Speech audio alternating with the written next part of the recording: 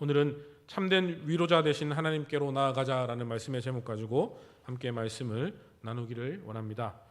왜 분노하는가라는 조정민 목사님의 쓰신 책을 보면 이런 글이 있습니다. 어떤 회사의 노조와 오너가 극단적인 대립을 하고 있었는데 그때 CEO는 이 문제를 해결하기 위해 최선을 다했지만 조금도 해결책이 보이지 않았습니다. 이렇게 아무리 노력해도 해결되지 않은 문제를 만났을 때에 이 사람이 어떤 선택을 했을까요? 그는 40일을 작정하고 매일 한 끼 금식을 하면서 하나님께 매달리기 시작합니다. 39일이 되던 날 그 회사 오너가 먼저 노조에게 사과하고 협상을 시작하는 역사가 일어난 것입니다. 노조 마음도 열고 모든 것을 받아들이고 아무 문제 없이 노사 갈등 문제가 잘 해결되어졌다라고 기록되어져 있습니다. 그리고 이 책에는 또한 이렇게 적혀 있습니다. 기도는 씨름입니다. 삿바잡고 용을 쓰는 씨름과도 같습니다. 야곱도 야복강 나루터에서 환도뼈를 다치면서까지 하나님과 씨름했습니다. 기도는 생명을 걸고 해야 합니다. 그래야 하나님이 움직이십니다. 교양 있는 척, 거룩한 척, 온갖 미사역으로 꾸민 기도는 하나마나한 기도입니다 라고 적혀져 있습니다. 그리고 또 계속해서 이렇게 쓰여 있습니다. 이처럼 하나님 앞에 문제를 가지고 나아가서 씨름할 때에 내 분노만 해결되는 것이 아니라 상대방의 분노도 해결됩니다. 정말 죽을 힘을 다해 두어 달 기도하면 하나님이 내 마음을 바꾸시든지 그 상대방의 마음을 바꾸시든지 할 것입니다 라고 기록되어져 있습니다. 사랑하는 운하교회 성도 여러분, 해결되지 않는 문제를 만났을 때에 하나님께 간절하게 기도하여서 모든 문제들이 해결되어지는 놀라운 은혜가 넘쳐나기를 주님의 이름으로 축복합니다. 오늘 본문 앞의 내용을 보면 모세와 아론이 하나님의 명령에 순종하여서 바로 앞에 나아가서 하나님의 말씀을 당당하게 선포했지만 한마디로 무시당하고 오히려 더 악랄하게 대적하는 상황을 만나게 됩니다. 정말 완벽하게 준비하고 나아갔지만 상황은 조금도 나아진 것이 없고 오히려 더 심각하게 악화되고 있었던 것입니다. 이런 상황을 만나자 이스라엘 백성들은 바로를 찾아가서 문제를 해결하려 했습니다. 먼저 하나님을 찾아간 것이 아니라 먼저 사람을 찾아가게 된 것입니다. 하지만 조금도 해결책을 찾지 못하게 됩니다. 그러자 이번에는 모세와 아론을 원망하며 대적을 합니다. 이 모든 일의 책임이 다 그들에게 있는 것으로 생각하며 그들을 책망하고 있습니다. 이런 일을 만나자 지금 모세는 어떻게 하고 있습니까? 오늘 본문은 그가 여호와께 돌아와서 기도의 자리로 들어가는 것을 나타내 주고 있습니다. 그리고 이 자리에서 하나님이 주시는 놀라운 위로를 경험하고 또 이 모든 것을 통하여서 하나님의 언약을 성취하는 기회가 될 것이라는 하나님의 응답을 받는 모습을 보여주고 있습니다. 우리가 만나는 어려운 현실들은 우리로 하여금 더 하나님 앞에 무릎 꿇게 만들거나 아니면 더 원망과 불평 속에서 살아가게 만들 것입니다. 오늘 이 말씀을 통해 아무리 큰 어려움을 만나도 참된 위로자가 되시는 하나님께 나아가 하나님을 만나고 하나님의 위로와 격려를 통하여서 다시금 힘을 얻고 일어나시는 하나님의 사람들이 다 되시기를 바라겠습니다. 그러면 오늘 말씀을 통하여서 우리에게 주시는 은혜가 무엇인지 살펴보도록 하겠습니다. 첫 번째로 이 모세의 기도입니다. 우리 본문 말씀 22절에 있는 말씀을 함께 읽어 보시겠습니다. 모세가 여호와께 돌아와서 아뢰되 주여 어찌하여 이 백성이 학대를 당하게 하셨나이까 어찌하여 나를 보내셨나이까. 아멘. 모세는 지금 이런 일을 만나자 어떤 행동을 하고 있습니까? 그는 여호와께 돌아와서 기도하였습니다. 이 돌아왔다라는 말은 방향을 돌렸다라는 뜻입니다. 그리고 회복한다, 소성케 한다라는 뜻도 가진 단어입니다. 원망하고 대적하는 백성들로부터 돌아와서 방향을 틀어서 여호와께로 방향을 돌려서 하나님이 주시는 새로운 힘을 얻으려고 했던 것이었습니다. 만약에 모세가 그 자리에서 분노를 폭발시키면서 그들을 강하게 책망하였다면 일이 어떻게 되었을까요?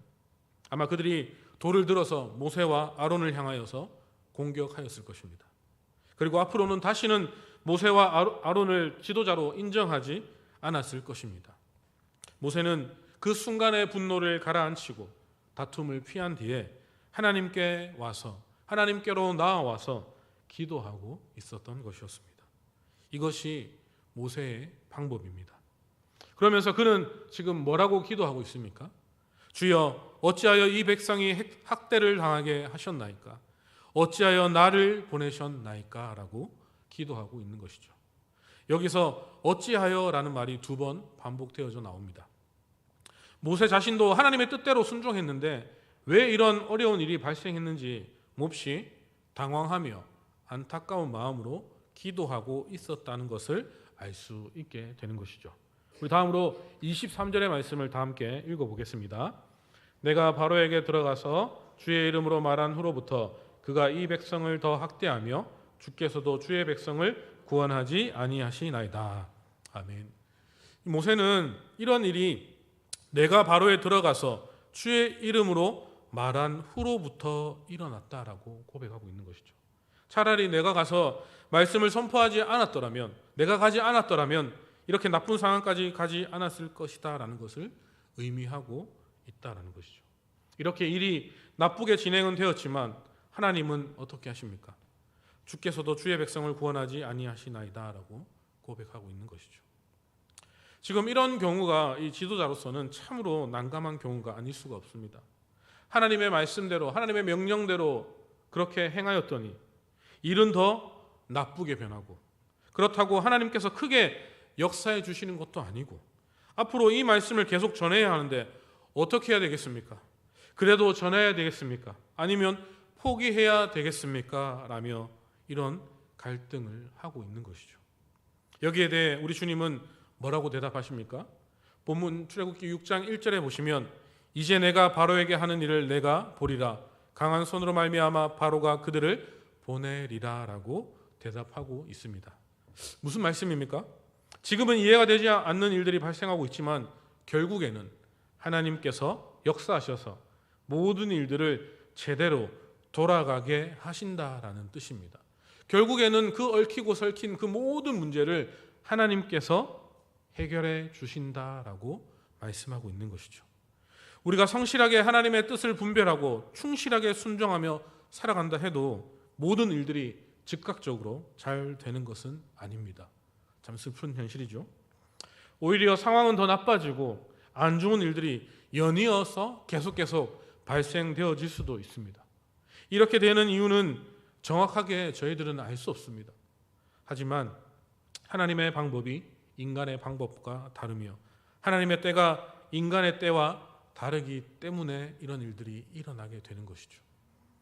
하지만 반드시 하나님 때에 하나님의 방법으로 모든 일들이 성취될 날이 올 것이다 라는 것입니다.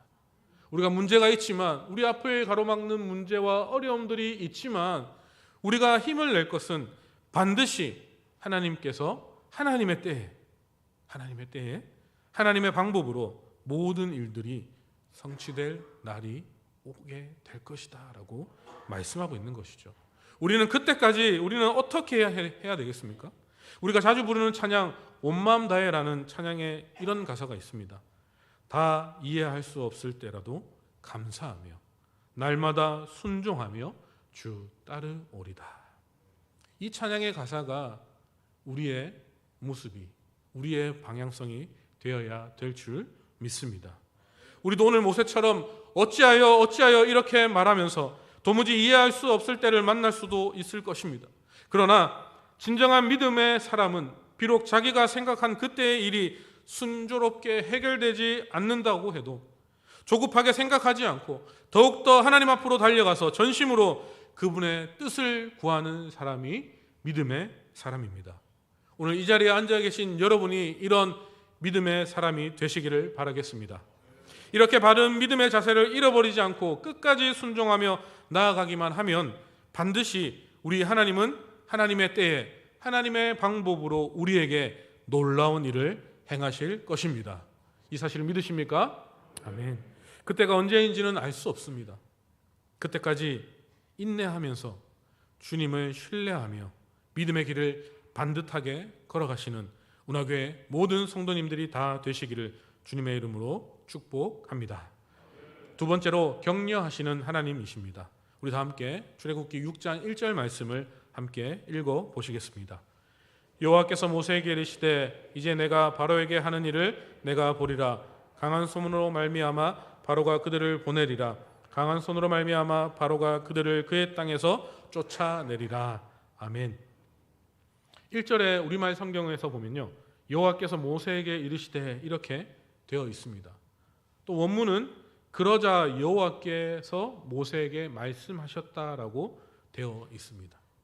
5장 마지막 부분에 모세의 절박한 기도가 나오는데 여기에 대한 하나님께서는 지체하지 아니하시고 즉각적으로 응답하셨다라는 것을 잘 보여주고 있습니다.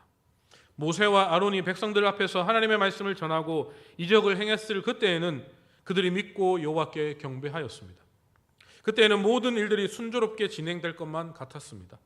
하지만 막상 바로에게 가서 하나님의 말씀을 전하니 상황은 오히려 더 힘들고 더 어려운 방향으로 나아가는 것입니다. 이때 백성들은 여호와의 이름을 들먹이면서 모세와 아론을 원망하고 대적하였습니다. 사실 그 백성들은 이스라엘 민족의 해방을 위해 생명을 걸고 바로와 맞서고 있는 힘든 상황 속에 있는 모세를 위로하고 격려해야 하는 것이 옳았는데 그 모세를 대적하고 원망하고 있는 것이죠. 오히려 그들은 이렇게 힘든 싸움을 싸우고 있는 모세를 원망하고 비난하였던 것입니다. 결국 모세는요, 사명을 감당하려 하다가 부딪힌 난관을 극복하기 위하여서 이 지금 우리 앞에 찾아오는, 지금 나의 앞에 찾아오는 그 문제를 해결하고 극복하기 위하여서 하나님께 나아가서 간절하게 기도했던 것입니다. 이때 여호와께서는 지체하지 아니하시고 그 기도에 응답하셨다라는 것을 보여주고 있는 것이죠. 그리고 그에게 이제 내가 바로에게 하는 일을 내가 보리라고, 강한 손으로 말미암아 바로가 결국 항복하게 될 것이다라고 격려하고 계십니다. 여기에 강한 손으로 말미암아라는 표현이 2번 반복되어져 있습니다. 특히 이 강한 손이라는 표현은 애굽을 벌하시고 이스라엘을 구원하시는 하나님의 능력을 나타내는 전문적인 표현입니다. 하나님의 놀라운 능력으로 계속 애굽을 치고 이스라엘을 구원해 내실 것이라는 약속의 말씀이었다라는 것이죠. 이렇게 강한 손으로 말미암아 역사하기 시작하면 바로가 결국 그들을 내보내며 그들을 그 땅에서 쫓아낼 것이라고 말씀하고 있는 것이죠. 여기서 이 쫓아낸다라는 말은 인연을 끊는다라는 뜻으로 지긋지긋한 사람과 결별한다라는 의미입니다. 바로가 그때는 붙잡으려 하지 않고 오히려 지긋지긋해서 아예 결별하려고 할 것이다라는 뜻이다 그런 거죠. 오늘 본문을 통하여서 하나님은 우리의 진정한 위로자가 되신다라는 것을 알 수 있게 됩니다. 모세가 사명을 감당하다가 실패하고 지쳤을 때에 그를 다그치시고 책망하신 것이 아니라 오히려 위로하고 격려하고 계신다는 것을 보여주고 있다는 것이죠. 이처럼 누구든지 힘들고 낙심될 때에 하나님을 찾아가기만 하면 우리에게 참된 위로와 격려를 주십니다. 하나님은 그러한 분이십니다. 사랑하는 성도 여러분, 지금 힘들지 않으십니까? 너무나도 힘이 드셔서 낙심되지 않으십니까? 이제 더 이상 지체하지 말고 참된 위로자 되신 하나님 곁으로 나오시길 바라겠습니다. 우리가 살 길은, 우리의 문제를 해결할 길은 오직 하나님뿐이라는 이 사실을 기억하시길 바라겠습니다. 뿐만 아니라 우리도 서로가 서로를 격려하고 위로하는 동력자가 되어야 할 것입니다. 이스라엘 백성들은 생명을 걸고 바로와 싸우고 있는 모세와 아론을 원망했을 뿐만 아니라 오히려 대적하였습니다. 그들은 서로를 격려하며 함께 세우는 일을 잘 못하는 사람들이었던 것 같습니다. 이것 때문에 안 그래도 모세는 힘들고 어려운데 이것 때문에 더 모세는 힘들었고 외로웠을 것입니다. 하나님의 위로가 어떻게 하나님을 일을 하는 자에게 주어지는지 아십니까? 하나님께로 직통으로 계시를 주실까요? 그렇지 않다라는 것이죠. 함께 교회에서 동역하는 형제 자매들을 통하여서 주시는 것입니다. 그러므로 우리는 모이기에 힘을 쓰며 서로를 돌봐주며 사랑과 선행으로 격려하는 자가 되어야 한다라는 것이죠. 우리 운하교회가 공동체로, 운하교회라는 이 공동체로 모여 있는 이유가 바로 여기에 있습니다. 하나님께서 우리들을 함께하는 동력자로 저희들을 불러주셨기 때문입니다. 함께하는 동력자. 그러하기에 서로가 서로를 돌아봐야 하는 것이죠. 우리 마을에, 우리 셀에, 우리 공동체에 힘들어하고 있는 지체들을 찾아가고 손 내밀어 주어야 한다라는 것이죠. 그리고 함께 아파하며 함께 기도해주고 하나님의 사랑을 흘려 보내야 한다라는 것입니다. 그것이 우리 운하교회 공동체가 나아가야 할 길일 줄 믿습니다. 히브리서 10장 24절의 말씀을 보면요, 이렇게 나와 있습니다. 우리 24절 말씀을 함께 읽어보겠습니다. 서로 돌보아 사랑과 선행을 격려하며. 아멘. 이 말씀은 우리가 모이기에 힘을 쓰는 이유를 서로를 책망하기 위해서가 아니라 서로를 격려하기 위해서다라고 말씀하고 있는 것이죠. 우리가 모이는 것은 서로를 격려하는 것입니다. 서로를 책망하고 문제를 지적하고 그 아픈 부위를 끄집어내는 것이 아니라 서로를 격려하기 위하여서 함께 모여 있다라는 것입니다. 모여서 싸우는 교회만큼 피곤한 교회가 없습니다. 모여서 싸우기만 하는데 어떻게 그것이 교회가 되겠습니까? 잘 모일 뿐만 아니라 서로를 격려하며 힘을 잃은 일꾼들을 세워나가는 교회가 하나님 보시기에 아주 합당한 교회가 될 것입니다. 우리 운하교회 성도들이 모두 힘들 때에 하나님께 나아가 하나님이 주시는 놀라운 위로를 경험하시는 성도님들이 다 되시기를 바라겠습니다.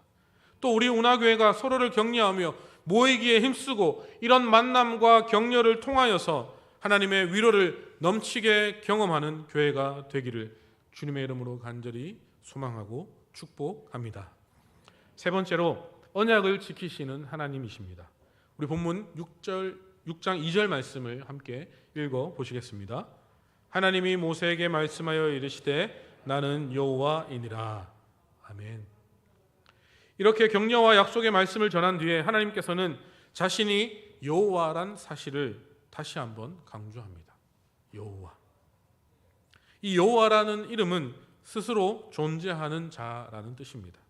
홀로 완전하신 분이시기 때문에 다른 무엇에 의해 만들어진 존재가 아니라 스스로 존재하시는 완전한 분이시다라는 뜻입니다.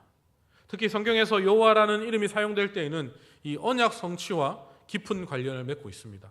오늘 말씀에도 아브라함과 이삭과 야곱에게 하신 언약을 기억하신 하나님께서 그것을 성취하기 위해 애굽에 놀라운 이적을 베푸시겠다는 이 문맥 가운데서 이 이름을 사용하고 있습니다.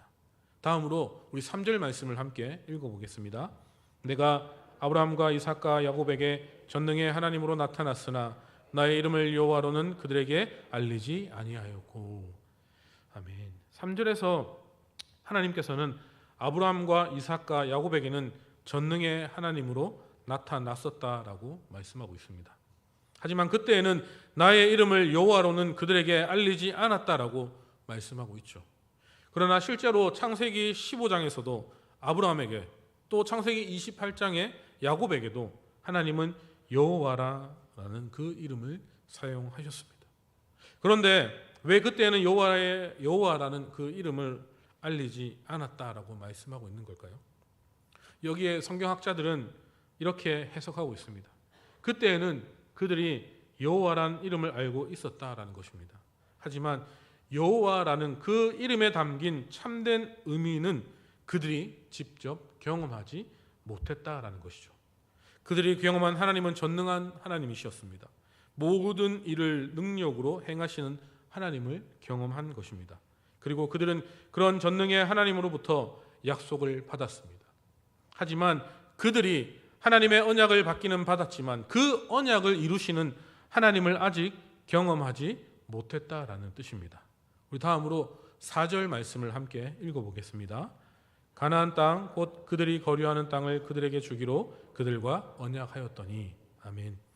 그때 그들과 약속하셨던 약속이 무엇입니까? 그것은 바로 그들에게 약속하셨던, 그들이 잠시 머물고 있었던 가나안의 땅을 그들에게 주실 것에 대한 약속입니다. 아직 그 땅에 소유권이 없는 그들에게 그 땅의 주인이 되게 하시겠다는 약속을 하고 있다는 것이죠. 그리고 다음으로 우리 5절 말씀을 함께 읽어보겠습니다. 이제 애굽 사람이 종으로 삼은 이스라엘 자손의 신음소리를 내가 듣고 나의 언약을 기억하노라. 아멘. 그때 그렇게 약속하셨던 그 하나님께서 이제 그 언약을 기억한다라고 말씀하고 있습니다. 언제 기억하고 계십니까? 애굽 사람이 종으로 삼은 이스라엘 자손의 신음소리를 하나님이 들었을 때입니다. 이스라엘 백성들은 단지 그들의 삶이 힘들어서 부르짖었지만 하나님은 이것을 통하여서 그들과의 언약을 다시 생각하신 것입니다. 여기에 히브리어 원문은 내가라는 말을 강조하고 있습니다. 우리말 성경에도 이전 번역에는 내가라는 말이 빠졌는데 개역 개정 성경에서는 내가라는 말이 추가되어 강조되어 있습니다. 지금까지는 그냥 지켜보았지만 이제부터 내가 직접 나서겠다라는 뜻입니다. 이제부터는 내가 그냥 있지 않겠다고, 내가 지금부터 직접 나서겠다라고 말씀하고 있는 것이죠. 여기에 나의 언약이라고 또 말씀하고 있는 것이죠. 물론 하나님과 우리는 서로가 맺은 언약입니다.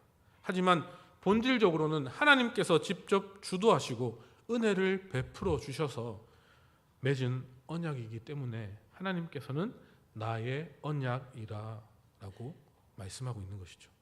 인간의 힘으로 언약을 성취할 수가 없고 오직 하나님의 능력만으로 성취할 수 있기 때문에 나의 언약이다라고 표현하고 있는 것이죠. 우리는 어려운 문제를 만나 신음할 때 우리가 당한 눈앞의 문제만 생각하기 쉽습니다. 하지만 하나님께서는 그 신음 소리를 들으시고 무엇을 생각하십니까? 바로 우리와 맺은 그 언약을 생각하신다는 것입니다. 당장 눈앞에 닥친 이 문제만 해결하는 것이 아니라 이 문제를 통하여서 하나님의 목적을 이루신다라는 것입니다. 이 사실을 믿으십니까? 그러므로 우리가 고통하며 신음할 수밖에 없는 어려운 현실 속에서 무엇을 기억해야 하는 것일까요?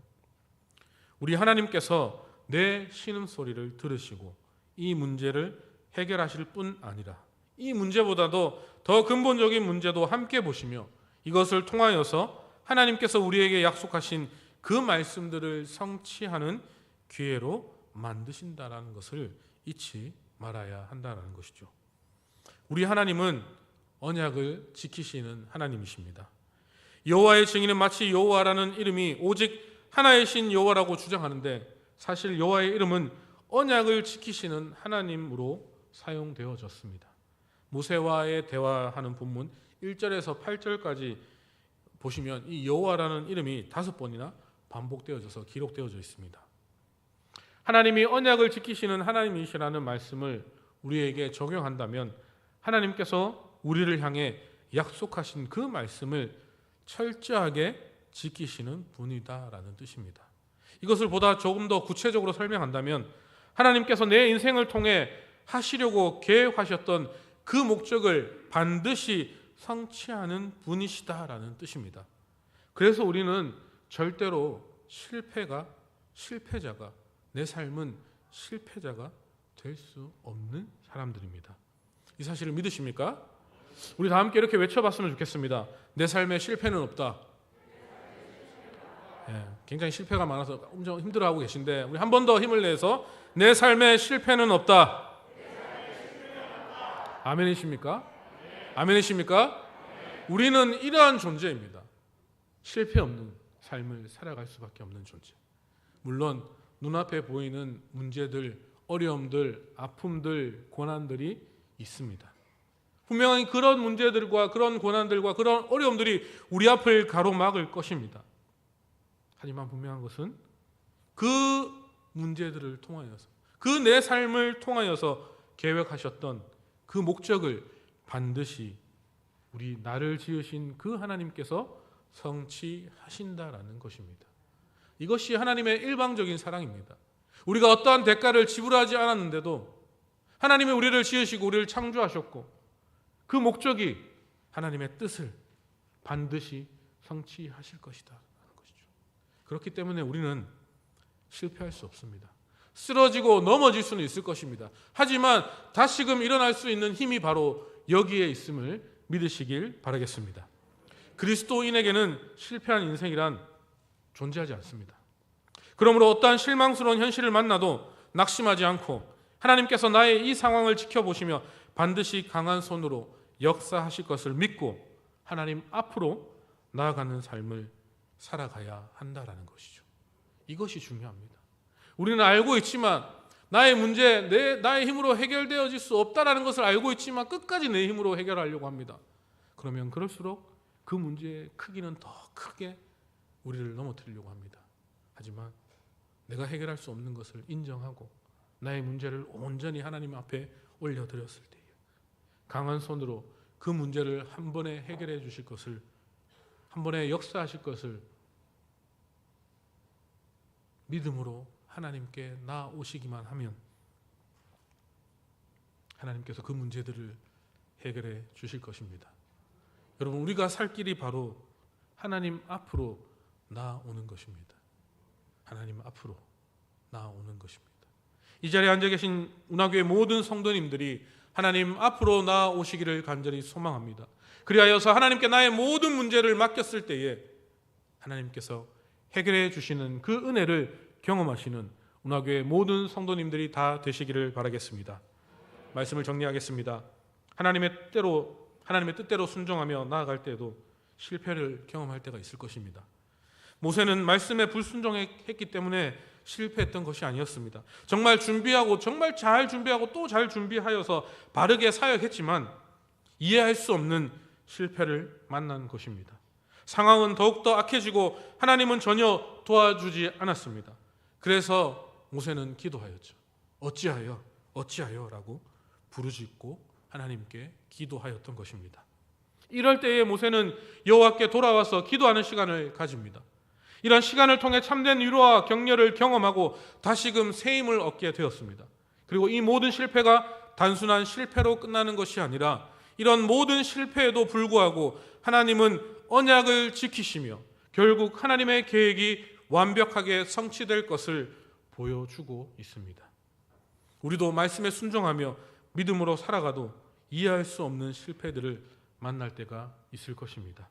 그때 조급하게 생각하며 쉽게 포기하지 마시길 바라겠습니다. 그럴 때일수록 더욱더 기도의 자리로 나아가서 하나님을 만나고 참된 위로와 격려를 경험하여서 하나님의 약속과 계획을 바라보면서 다시 믿음으로 일어나는 그런 시간을 가져야 할 것입니다. 그리고 하나님만 만나는 것이 아니라 믿음의 사람들을 만나는 시간을 가져야 하는 것이죠. 함께하는 동력자들, 그 동력자들을 서로 돌아보고 사랑과 선행으로 격려하면서 더욱 모이기에 힘을 쓰는 삶을 살아가야 할 것입니다. 이런 만남과 격려를 통하여서 언약을 지키시는 그 하나님을 함께 기억하며 낙심되고 힘들고 어려운 이런 상황들을 함께 믿음으로 잘 극복하는 삶을 살아가야 하는 것이죠. 그것이 성도의 삶입니다. 우리 모두 어려운 일을 당할 때에 더욱더 하나님께 나아가서 참된 위로자가 되시는 그 하나님을 만나고 언약을 지키시는 그 하나님을 기억하면서 낙심되는 상황을 믿음으로 잘 극복해 나아가시는 운하교회 모든 성도님들이 다 되시기를 주님의 이름으로 간절히 소망하고 축복합니다. 아멘.